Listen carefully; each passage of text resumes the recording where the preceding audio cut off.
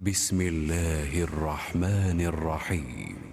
পরম করুণাময় দয়াময় আল্লাহর নামে শুরু করিতেছি।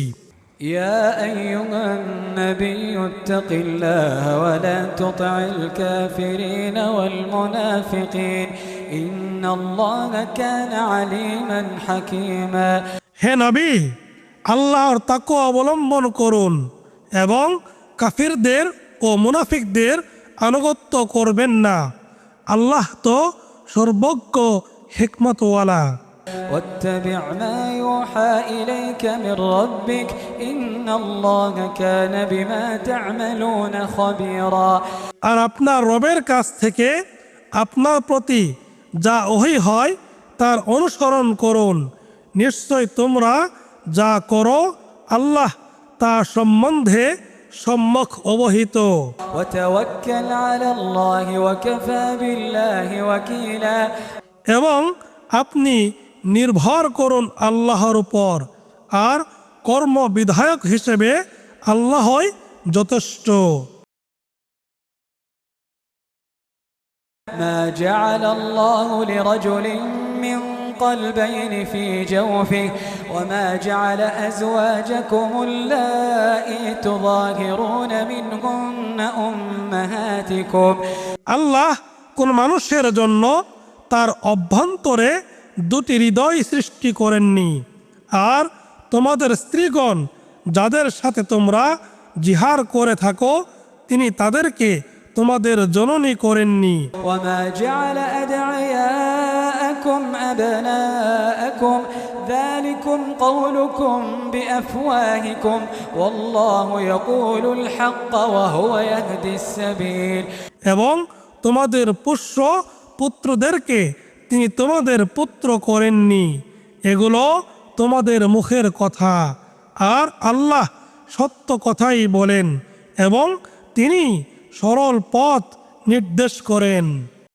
ادعوهم لآبائهم هو أقسط عند الله فإن لم تعلموا آباءهم فإخوانكم في الدين ومواليكم ডাকো তোমরা তাদেরকে তাদের পিতৃ পরিচয়ে, আল্লাহর নিকট এটাই বেশি ন্যায়সঙ্গত।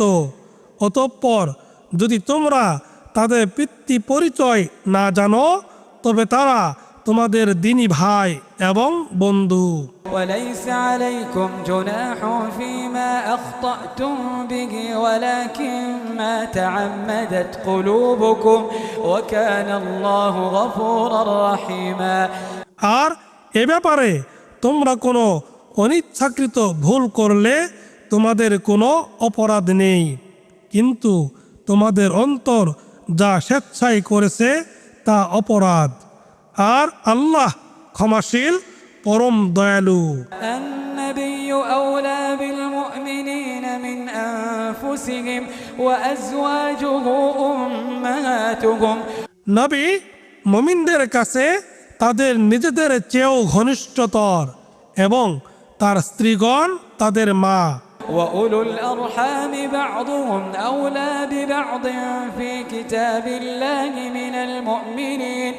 من المؤمنين والمهاجرين إلا أن تفعلوا إلى أوليائكم معروفا كان ذلك في الكتاب مسطورا আর আল্লাহর বিধান অনুসারে মুমিন ও মুহাজির গণের চেয়ে যারা আত্মীয় তারা পরস্পর কাছাকাছি, তবে তোমরা তোমাদের বন্ধু বান্ধবের প্রতি কল্যাণকর কিছু করার কথা আলাদা, এটা কিতাবে লিপিবদ্ধ রয়েছে। وإذ أخذنا من النبيين ميثاقهم ومنك ومن نوح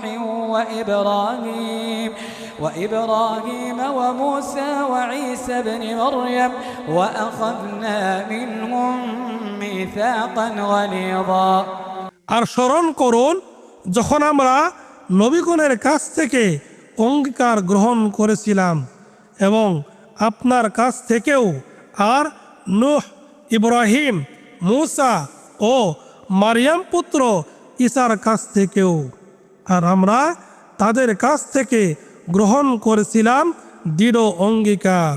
ليسأل الصادقين عن صدقهم وأعد للكافرين عذابا أليما সত্যবাদীদেরকে তাদের সত্যবাদিতা সম্বন্ধে জিজ্ঞেস করার জন্য, আর তিনি কাফিরদের জন্য প্রস্তুত রেখেছেন যন্ত্রণাদায়ক শাস্তি।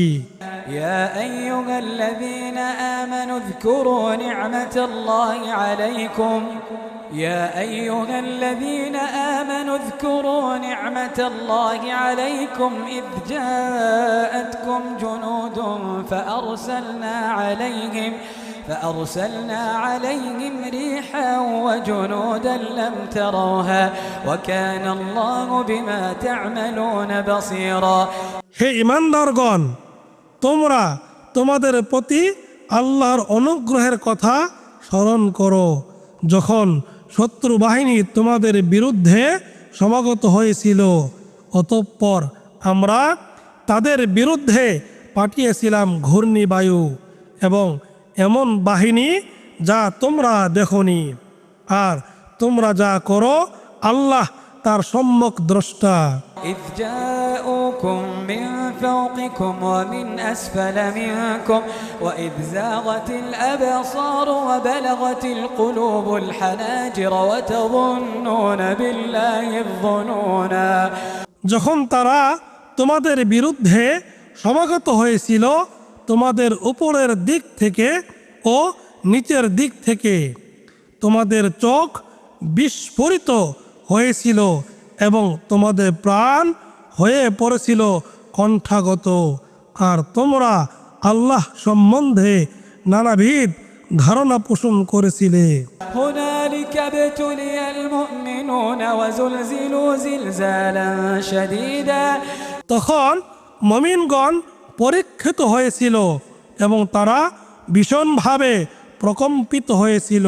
وإذ يقول المنافقون والذين في قلوبهم مرض ما وعدنا الله ورسوله إلا غرورا আর স্মরণ করো যখন মুনাফিকরা ও যাদের অন্তরে ছিল ব্যাধি তারা বলছিল, আল্লাহ এবং তার রাসূল আমাদেরকে যে প্রতিশ্রুতি দিয়েছেন তা প্রতারণা ছাড়া কিছুই নয়।